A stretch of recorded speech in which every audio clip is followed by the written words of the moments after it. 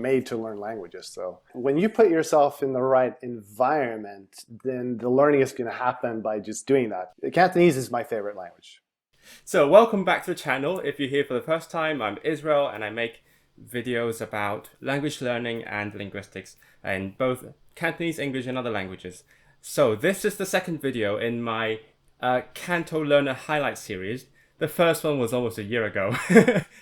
But I'm really glad because this is a series where I invite different Cantonese learners that really inspire me and talk to them about why they do it, how they do it, etc. And hopefully this will encourage more of you to learn Cantonese or give some insight into how this whole thing works for my Cantonese audience as well. So today I've got Christian Tapper, I assume? Yeah, very well pronounced actually. Thank you.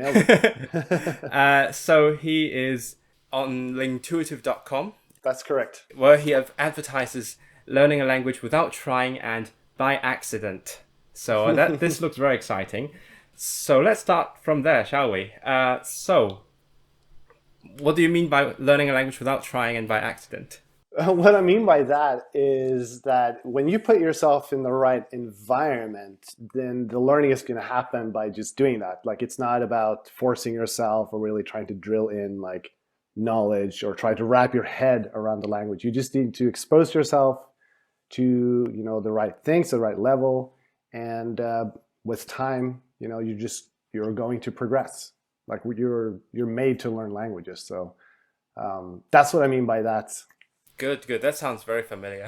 I think a lot of people would agree with that. But that might be a new concept to some of your audience as well. So speaking of your audience, what do you do actually for a living? Tell me about yourself.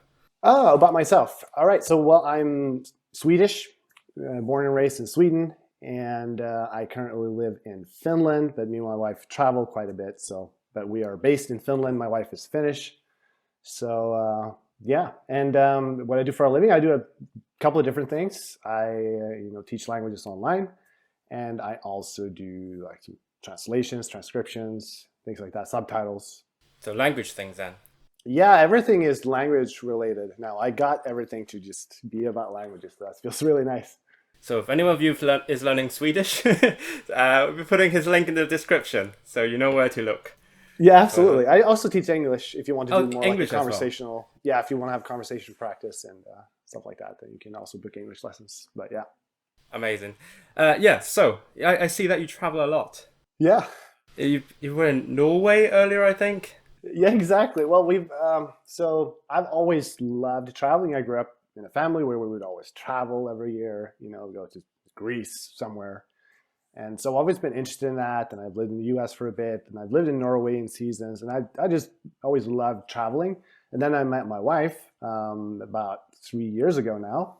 And she is, if possible, loves it even more. So if it's possible. So it's just a natural way of life for us. So if there's an opportunity, we'll just jump on it, even if it's just a couple of days later. We'll leave somewhere. So. Oh, really? Very spontaneous then. Yeah, it's quite spontaneous. Absolutely. I actually just watched your vlog about going to Spain. Oh yeah, you did? And yeah, it looks very exciting. And of course you showed yourself doing some language learning on the flight. So is that a thing that you usually do when you're traveling and you have all that waiting time? Yes, obviously this is the first time in a long time I actually go to a country where I did not know the language. Okay. I've been to Hong Kong and, Norway, Sweden, Finland, the past few years. So, but I do like to use any type of dead time. Like I'm huge on that, using dead time that would otherwise be wasted. Like if you start looking at your day, you'll find a lot of pockets, even when you feel like I don't really have time to learn a third language. I was already learning two, but do everything at the same time. Yeah. Yeah. Right. Yeah. So before we talk about apps, so let's get to the main topic of our video, which is Cantonese. So, how long have you been learning, and why did you start? So I've been learning for a little over 4 years now. I went to Hong Kong back in 2017 in November, and I was going there on a missions trip that a friend put on. And then I was like, because we're only going to be there for like 3-4 days and then go to the Philippines. And I was like, well, I've always wanted to go to Hong Kong, like for a long time, which was a huge draw for like going on this specific trip. So I was like, well, I'll go a couple of days earlier just to kind of enjoy Hong Kong, by myself, feel the vibe, just get a feel for the place. So I ended up booking a super nice 5-star hotel because I'm like, I'm going to really like nail the experience and have like a good first impressions. I booked a really nice hotel and just walked around, in Hong Kong and had street food, I walked up the peak and I had learned like a little bit of Cantonese, like nothing really, like just like 你好, 至少喺邊度啊? Maybe like that's about it. Because I like to, when I go somewhere, I like to learn at least a couple of phrases. It doesn't mean I have to learn how to speak the language. I've been doing this since I was a kid and 9-10 years old. We'd go to Greece. I would try and learn a little bit of Greek just to be able to maybe like order a milkshake or, ask where the bathroom is, things like that. A strong language habit already from a young age. Yeah, I guess I did. Like, it wasn't like a conscious, like, I'm going to learn languages. Like, I did not have that. That came way later. That actually came with Cantonese. Oh, really? Yeah, Cantonese is really what ignited my, like, passion to, like, really learn languages. Like, I've always had the passion, of course, to learn English, learn Norwegian, but Norwegian is so close to Swedish that I could just pick it up by talking to my coworkers. By accident? By accident. Yeah, definitely by accident, just being curious, basically, and open. Yeah, so I like to do that a little bit, at least learn a couple of phrases. And I have a distinct memory of being at Times Square in Hong Kong. And yeah, we have a Times Square. Yeah, you have a Times Square. It's true. I was like, Times Square, what is this? And there's this fast food stand there. And I'd seen this stand in a video before. Oh, really? And yeah, and he had talked like, okay, this is how you say this. This is how you say that, like how to order different foods. So I was standing there looking at like all the Chinese, characters, because there's just nothing in English there, and they don't speak English at all. So, and there was this Hong Kong girl next to me. It's like, hey, do you need help ordering? And I'm like, no, I got this. So, okay. So I had memorized just to say Yetchin Galayudan. Mm-hmm. So that's what I ordered. That's just one of the few things I could say. So, and I just like, yes, I just ordered in Cantonese. That's pretty cool. So, well, a lot of confidence then. So, are you generally that confident kind of person? You just want to talk to people and use what you know? I'm quite extroverted. Like, I have a very strong introverted side. I definitely do. But I don't have a problem talking to strangers. I've always liked that. It's like just making new friends, It doesn't have to be about languages, but I just like talking to, interacting with people. So, and I don't mind making mistakes. So I'll give it a shot, if it's, it doesn't work out, then I guess this girl can help me who was next to me. Of course, I didn't understand when they were talking about like, okay, you paid too little or something. They were pointing at the money and I was like, okay. You said you were already very excited about going to Hong Kong. You had wanted to go there for a long time. Yeah. How did that come to be? What made you interested in Hong Kong in the first place before going there? I remember I was just I've always been obsessed with Chinese food. So ever since I was a kid, we had a Chinese restaurant, in my hometown, very small town, 20,000 people. But that was kind of, it's many people's favorite restaurant in that town. So, and that was my favorite restaurant. We would always go there, and there's this Chinese family there. Turns out later that the mom speaks actually Cantonese. They're actually a Hakka family, but she speaks Cantonese. So I was later able to talk to her in Cantonese, which is really fun. But I just had an interest, and as a teenager, I liked Bruce Lee a lot. I would watch his movies, of course. And it's really tough to say what it is. It was just something was like pulling on my heart with the culture. I already loved the food, and I learned how to cook Chinese food in my early 20s. I would buy all these Chinese books, and I would like really go to these weird stores and ask for these weird ingredients that I didn't know what it was. And so that was always there. But the language just felt like, no, you can't learn that. I remember there was a guy who had been to China for a year, and he had been learning Chinese like all day long, and said he was almost fluent. I was like, man, that's crazy. How is that even possible? So there's always this sort of exotic, insurmountable reputation to it. Yeah, exactly. I think the characters, I think, contributes a lot to that. Probably. Yeah. Rightly so. So Yeah, it takes a long time. Yeah. it takes a long time, yeah. Yeah. Has that interest or that fascination with sort of Chinese Cantonese culture changed while you were learning it? How do you feel about, Bruce Lee or the ingredients nowadays? Yeah, that's good. I don't cook as much Chinese anymore. I do sometimes, because my wife loves it. Oh, Yeah, just the more I've learned, the more I've fallen in love with the culture and oh really? the language. Yeah, definitely. Cantonese is my favorite language. Definitely. That's really... It's not the one I speak the best, but it's my favorite language. So. Yeah, it makes me really happy to hear that. So when you got to Hong Kong, did it fit your expectations, or did you discover anything that you weren't expecting?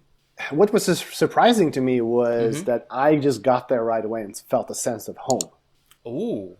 And like pretty much right away, this feels strangely just like natural to be here. Yeah, this is a very different culture, but I felt very much at home there. And I've been there twice. We went there for our honeymoon. Me and my wife went to Hong Kong right before COVID. It was in November 2019. And so she, absolutely fell in love with it as well and is obsessed with Hong Kong. So we're both like really... Well, that's what make you perfect together. Yeah, exactly. Yeah. Absolutely. It's funny. Have you felt like that anywhere else? I felt like that in the US, I've had that feeling there. But I think that's about it. Okay. It's hard to say what it was, I still don't really know. It's really abstract. Exactly, but that's okay. I just know that you're just drawn to certain cultures for some reason. Some cultures less so. I'm sure you have that as well. It's not like you would like to learn every single language in the world, and maybe you do. Yeah. I don't know, but certain languages. I mean, I'm sure if you speak Polish, for example, right? I do, yeah, but not Russian. I did a bit of Russian a long time ago, actually before Polish, and then I sort of transferred my knowledge of that to Polish, and then forgot it. Okay. So I'm sure the question you get is, why are you learning Polish and not Russian? I'm sure you get that question. Yeah. Well, I suppose that's for another interview. Yeah, it's for another interview. Yeah. Exactly. It's not really about the number of people. It's just, for me, it was, I got started for a stupid reason. And then as I went along, actually I said the same in my interview with Daisy. It just became self-sustaining because the more I know, the more I'm exposed to the culture, the more I identify with it, and then more I want to learn.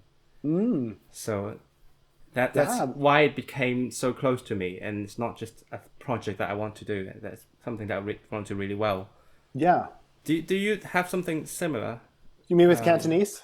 It's become very clear, like even recently. I mean, it's always been important, but I mean, some seasons I've done more, and some seasons I've done less. But it's really become like, I know I really want to not just settle for kind of an intermediate Cantonese, but I really want to, take it to a high level, see how far I can take it. Not that I'm in a rush to get there because I'm learning a couple of different languages at the same time, but it's definitely important for me, and it's not something I'm willing to let go of. So, So when you plan your seasons in terms of languages, anyway, how do you plan it? Do you put like specific languages? I'm going to do this language now, this language afterwards, or is it something more particular that you want to accomplish in each season, etc.? No, I don't set like particular goals because I can't control that. I set time, like measurable things. I can do that, or maybe like I'll watch an episode every single night, or I'll read this amount of new words per day. I can control that. So things like that, I might set those goals. I do, but it's very organic. It's just I'm just feeling it out. Like when I started learning Spanish, wasn't something I was planning to do, but it's just kind of, well, we're gonna go there. So, and I want to be able to talk a little bit, so it just kind of developed, and then it's very organic. It's not something I plan. So I guess it's sort of what you focus on then, maybe like television or something else, reading. Reading. I always read. That's something I always do. So. In every day. Okay, we can get back to that later because sure. I want to go back to when you started learning Cantonese. Okay, so you've learned your tourist Cantonese. You memorize your phrase book or whatever. Yeah, not even. You ordered your Gale Yudan. So where did you go from there? So I went home. December 10th, I remember the day. Got back to Sweden and I got sick. Cold. Oh. Cold, yeah. So I got sick right away from the trip or something. And I could not do really anything for about 2 weeks. So I was just lying on the couch. And what I did for those 2 weeks was just like watching YouTube videos of how to learn a language, how to learn Cantonese. That's all I did.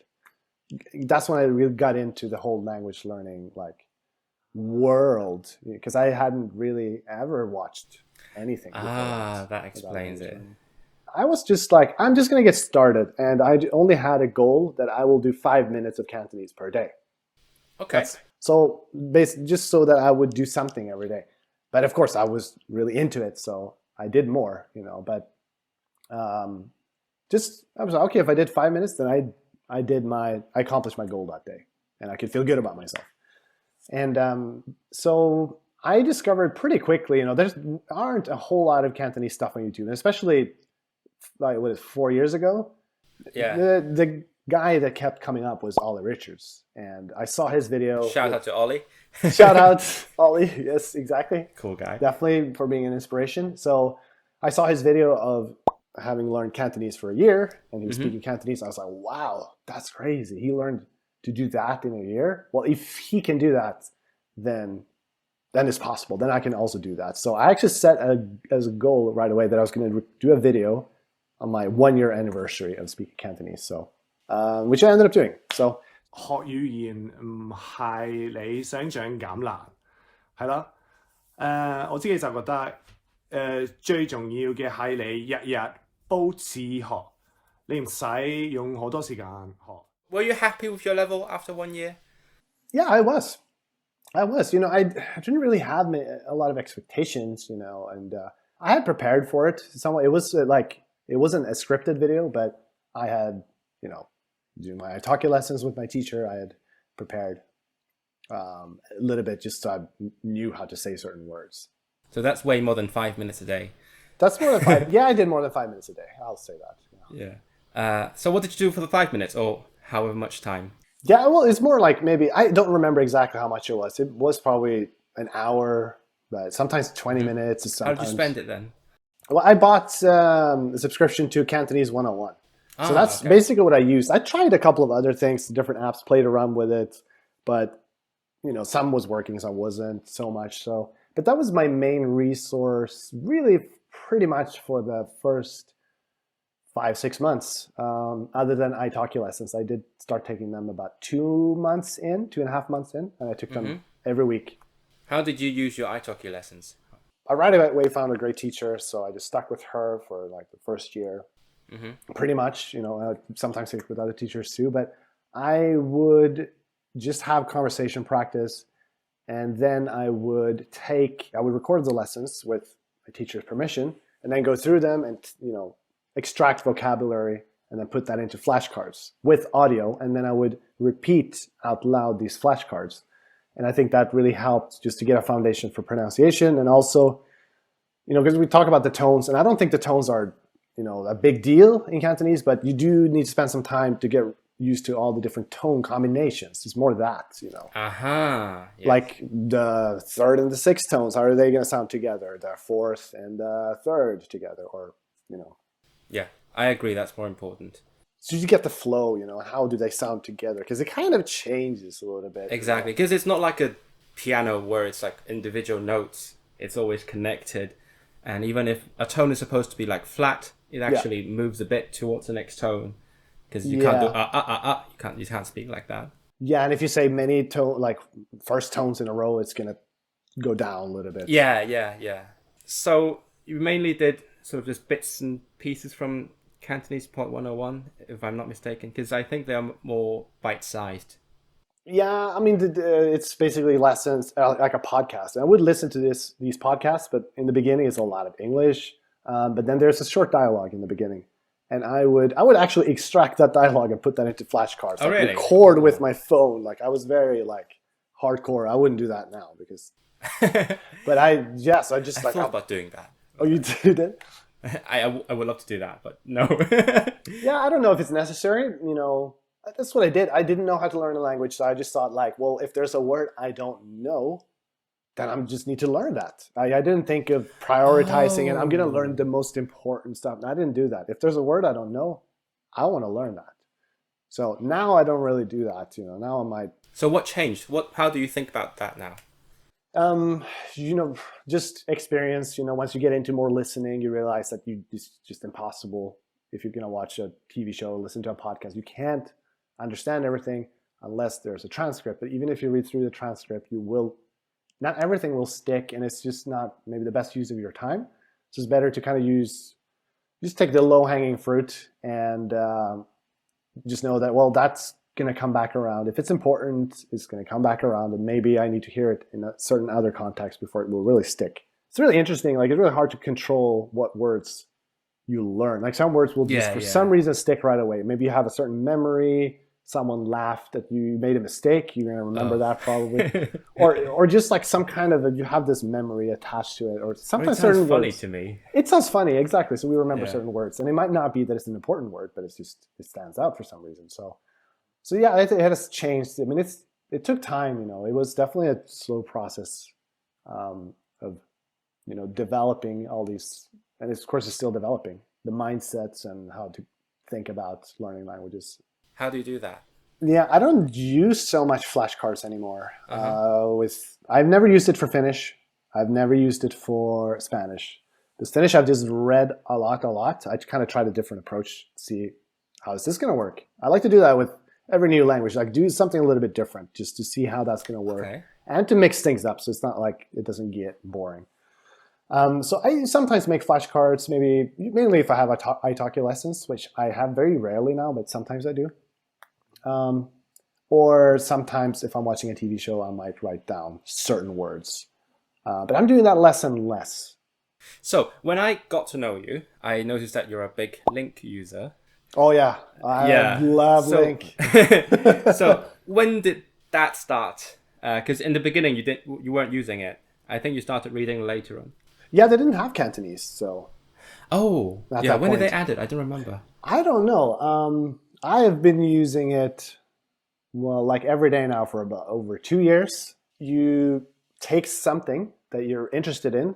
For example, a book is great. Or you can take YouTube videos that has, CC subtitles. You can take vlogs, podcasts. I use, like, for example, with your hongkonger, your podcast, I take those manuscripts and put them all into LingQ. And I have the audio there too. I can listen to it. I can read through it. And how it works is you can click on each word and see the definition. And it also keeps track of how many words you read, how many words you know, and how many new words you have read this day, which is something I use a lot because I use that in order to keep a certain type of momentum going in my language learning. With the stats. Yeah, it's just addicting. Even my wife is not like hugely into those things, but she's also gotten hooked on it. She's using it for Swedish now. She's got like a 200-day streak going. Been reading Harry Potter and all sorts of stuff. So on LingQ as well. Oh, that's cool. That's cool. Yeah. Thanks so much for putting my show on on LingQ. No problem. Doing that. It's a bit complicated because we have the free portion and then we have the patron ones. And obviously, well, thank you very much. You are our patron now. And then, do you use those transcripts as well on LingQ? Yeah. I import the whole thing and I use it just for myself. Yeah. So and then I go through that. Yeah, listen to it usually once without, and then I maybe read through it and then listen again. But I haven't really listened and read at the same time. That's something I used to do. That's very useful. But I haven't done it with that podcast, but I've been thinking about doing it, but I just haven't so far. Which one is harder for you? Listening and reading at the same time? I think listening and reading makes it easier. Okay. Yeah, because I've noticed if I put on like a TV show and they have standard written Chinese, I will understand more if it's there, even though it's, of course, not exactly what they're saying in Cantonese, but it's usually enough for me to pick up like the missed words that might be kind of important. So I think so, but I haven't like read and listened with a transcript now for quite some time. So that's a good question. Do you think it's easier without, actually?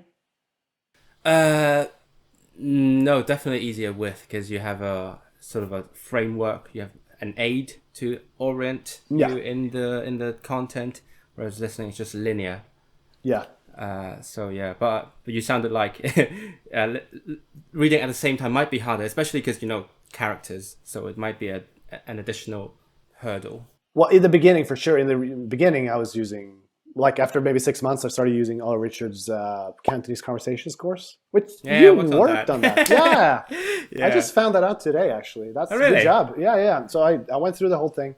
Yeah. And I read the Yutping Yeah. at the same time. I used that because I couldn't read characters back then. So, but now it's not really, reading Cantonese is not, I'm not saying I'm fluent at it, but it's not as difficult. Let's just say that. So, how was it like reading Yutping then? Because obviously I can't do it fluently. It's not my native reading language. No, of course. I was so used to it. That was all I was using. I wasn't gonna learn to read in the beginning, so I just discarded the characters completely. Oh, really? I only focused on Yutping. So I nailed Yutping. I've mastered it. Oh, you're probably better than me. I have to use my brain a bit when going through it, find out which words are where. Yeah, I'm just so used to it. That's just, yeah. So when did you switch to characters then? How did you get started? I guess a couple months in, I just realized, well, maybe I can just do it a little bit on the side, read like for fun. Mm-hmm. So I started using Remembering the Hansi, started using that, and I just kind of kept going with it. And I did both of those books, and with an app called Skritter, so you can actually, get used to the stroke order. Mm-hmm. And all that, and you can actually import. They have those books. They have those lists in Skritter, so it was a great combination. Okay, cool. So I started with that, and then I started importing the Cantonese Conversations into LingQ, and then I started reading books eventually, and and there aren't a whole lot of Cantonese books. I just started reading, Cantonese. It's always the couple that I've heard of. Exactly, and I'm more into it. Has to be interesting to me, so I started reading books just published usually by Taiwan. Oh, so you went straight to written Chinese then? Yeah, unless it was some kind of a subtitle or like the Cantonese Conversations, like a script someone had done. So I read like a little bit because there is some material there, and I did read one book in Cantonese, so kind of a shorter one. So you were learning Cantonese and also at the same time reading standard Chinese. Yeah. From Taiwan. So were you treating those as the same thing or sort of separately? Because I could imagine it might feel very separate because it's different sort of languages, syntax, vocabulary. Yeah, in the beginning it definitely feels like you're learning two languages at the same time, or some kind of like overlay, on the language you're learning. Yeah. So yeah, definitely in the beginning. Now I'm so used to it, so not as much. But of course, once I... Like a native, used to it. Yeah, used to it. But of course, when I do read Cantonese, I'm like, oh wow, this is so much easier. So I'm not as fast with it, of course. And still, it might take a long time before certain things. Oh, it's that. Like, yeah, is do.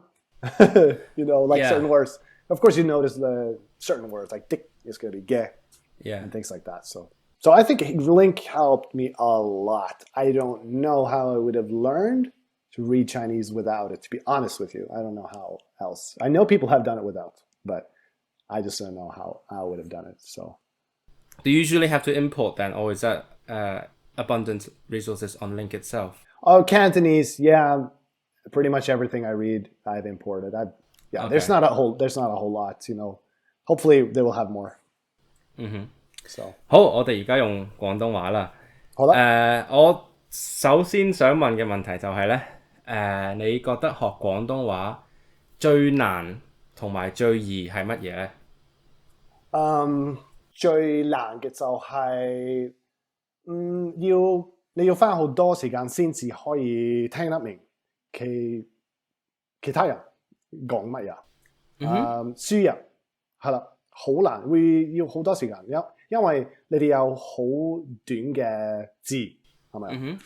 咁所以會同埋你哋講得好快，通常都係好快，咁所以有時好難聽得出每一個字係啦，同埋梗係我寫得好差，唔係好差，好差嘅，係啊，即係寫作好差定係？係啊，寫作咁，所以可能係最難嘅，寫中文係最難嘅，但係睇係啊一個部分啦，因為你只係要花多啲時間，你要用好多時間先至可以。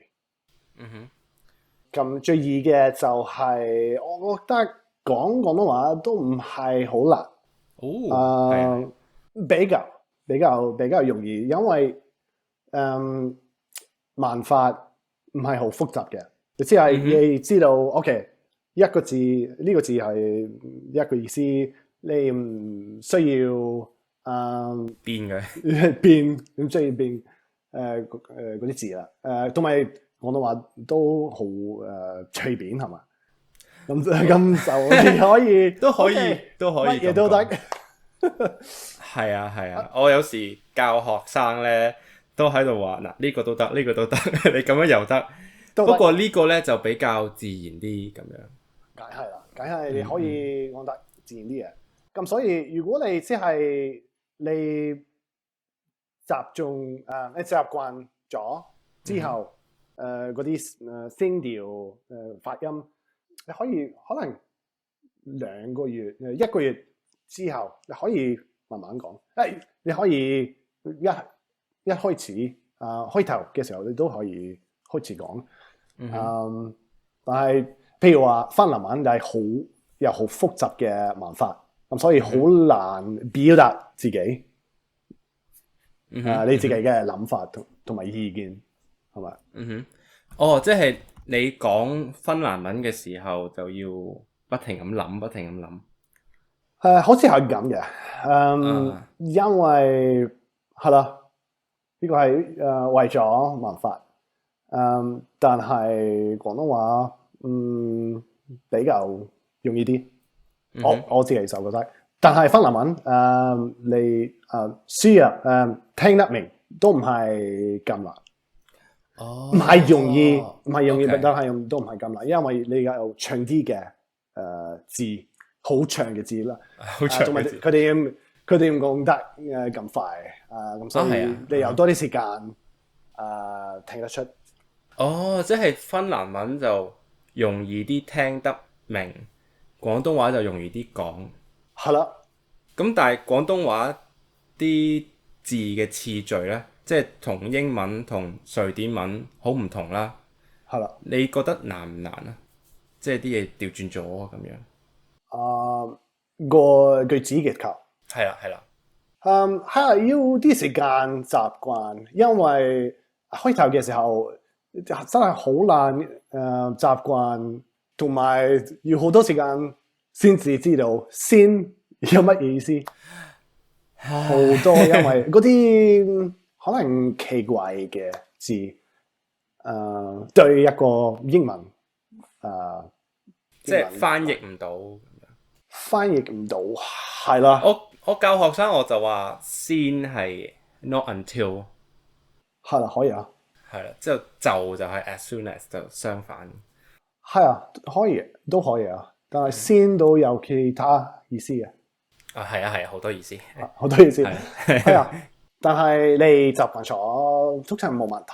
只係難度就係你唔可以估呢一個字有乜意思，你只係因為西班牙文你可以估啦，因為好似英文。咁你而家講嘅時候咧，你習慣咗聲調啦，咁你仲會唔會諗聲調噶？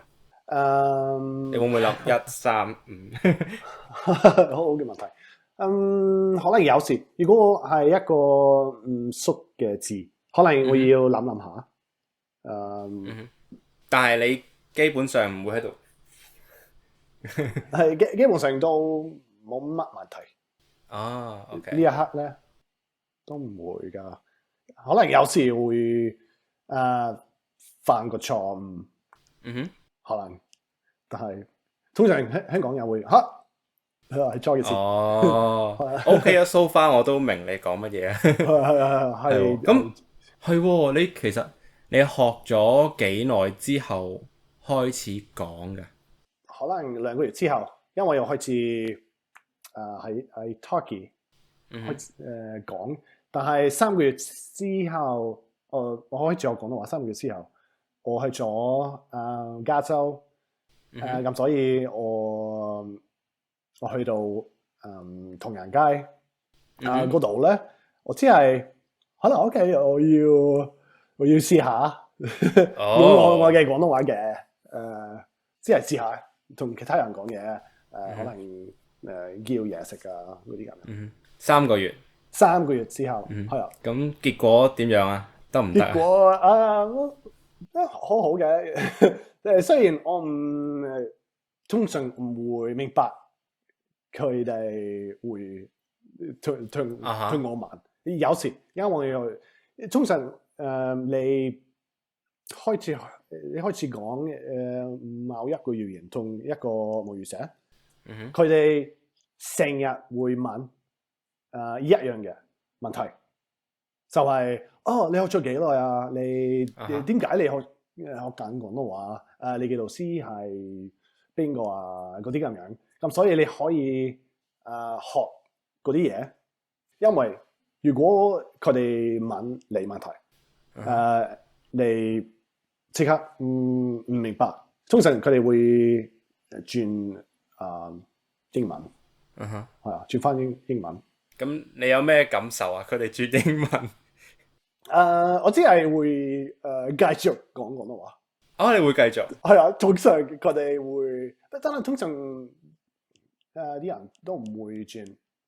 通常都唔會啦，因為喺呢度我住喺芬蘭北邊Rovaniemi，同埋呢度有好多香港遊客。係啊，好多係啦，可能比較少而家唔係咁多，但係新冠病毒之前有每次差唔多每次我去到超級市場，會聽到廣東話。係啊，差唔多每一次，咁所以可以唔該，你喺邊度人啊？你近唔近市中心㗎？係啦，有一個超級市場，全部遊客會去嗰度，同埋係我最中意嘅，咁所以自然得啦，唔該晒先啦。咁你而家日常生活你會用啲乜嘢語言㗎？絕對部分時間我會用英文，因為我同我嘅老婆會講英文。係㗎，係啦，但係有時我哋會講瑞典文。有時尤其是同佢嘅屋企人，我哋會講芬蘭文。但係大部分嘅時間就係英文。廣東話都唔會講好多啊，但係會聽。就係去超市會聽到。咁你而家廣東話同芬蘭文邊個舒服啲啊？邊個舒服啲嘅？因為一個係你學得耐啲，廣東話學得耐啲啦，係咪啊？之後但係芬蘭文就係你老婆嘅語言，所以啱啊。可能係一模一樣。一模一樣。唔可以表達我自己咁多諗法用芬蘭文，但係慢慢會容易啲。但係好好嘅問題。因為我通常我都會諗嗰啲嘢，通常都唔會，因為我嘅水平我冇所謂，因為我一定想講得真係好流利廣東話，講得好流利芬蘭文，但係因為我睇我嘅老婆就係芬蘭人，咁所以呢個係我全輩子嘅語言，咁所以冇乜急事。OK 如果我知道 OK， 我日日都會慢慢進步，咁所以咁就我會OK 噶。OK， 即係全部都係慢慢嚟，唔使急。淨係西班牙文就急，因為你去咗西班牙。係啊，可能急啲嘅。但係咪係啦？因為開頭嘅時候你會學得快啲，但係一段時間可能我會着重多啲某一個語言，咁所以一定會進步得快啲。係啦，你同你老婆有冇特登去練習對方嘅語言㗎？有時有時我哋會即係會係啦，會講瑞典文同埋芬蘭文。通常如果我哋就係西班牙定係挪威，我哋會用芬蘭文，因為係秘密嘅語言。其他人一句芬蘭文都唔會明白，佢哋會聽得明。係啊，秘密語言。係啊，因為挪威佢哋會明白，聽得明瑞典語，聽得明係啊。同埋我哋住喺芬蘭，咁所以我哋會花多啲時間同佢嘅屋企人通常。佢屋企人都近嘅，好近。比較近，係喺芬蘭好近。OK， 芬蘭嘅近係幾近啊？3個鐘。就係3個鐘，係啊，好近。都係可能係因為瑞典北邊都係一樣嘅。係啊，好多好大啊，好少人。好少人咁，所以係啊，真好，所以就好唔緊要啦。你又住到咁北 ，OK， 好，最後一條問題啦，我想問咧，你而家最中意做啲乜嘢同廣東話有關嘅嘢咧？最重要嘅而家咧，我真係好中意睇電視劇定係動漫，係啊，日本嘅動漫。好中意啊！配音嘅配音嘅 ，OK， 係啊，好中意啊！同埋咧，我都因為同我之前同你講，我好中意自我提升嘅嘢，咁所以睇書咧都好中意。如果有一個話題，我對呢個話題又好有興趣嘅，咁就真係好玩。但係係啦，全部我都好中意。睇書、睇電視劇，同其他人講。有冇咩推薦俾聽眾啊？推薦咩書啊，或者電視劇啊、動漫啊？我冇，因為全部人都有自己嘅興趣，咁所以你要用你自己感興趣嘅嘢嚟學廣東話，定係其他語言。呢個就係最重要嘅。我覺得，因為你會專注多啲，你會享受多啲，係啊。你唔會放棄，因為你中意啊。I think that sums it up pretty nicely. Yeah, follow your heart, and and you learn everything by accident. Yeah. Sorry, absolutely. I keep going back to that because it's such an interesting way of phrasing it. That's cool. Thanks. Great. So to wrap it up, where can our listeners find you on the internet, and your progress videos and everything? The easiest place would be to go to lingtuitive.com because there you can find my blog about language learning. You can find my YouTube channel from there. And you can also follow me on Instagram, LingTuitive. I can attest that it's a really good blog, especially when it comes to learning Cantonese. Got really good stuff on there. Oh, thanks. Thanks so much. Especially the one about learning characters, right? Oh, okay, yeah, cool. Thanks. Glad you appreciate that. Yeah, and guys, send me an email. I would love to talk to you guys. And if you have something you want to know more about, I'm happy to take that into, I want to make material and I want to make blog posts and videos that are helpful for people. So if you have something you would like to know more about, I'd be more than happy to make a video or a blog post about it. So. Lovely. Okay, now my turn to plug. Go for it. If you're interested in languages and you like Christian is, and if you're learning Cantonese, come to our podcast Patreon. We have all the transcripts on there, which Christian is using. Yes, I could plug this for you. Yeah, because it's awesome. It's awesome. Yeah, it's so worth it. A lot of time on it. Yeah. Yeah, I can tell. Yeah, if you're interested in languages, that's an amazing resource, and there's not a whole lot of transcripts out there. So it's just gold. So thank you guys for doing that. I really appreciate it. It really helps me as a language learner. So and thanks for supporting and thanks for learning our language. Yeah. So pleasure. Most important thing: follow your heart, everyone. Find something you're interested in, and good luck. Good luck. Have fun.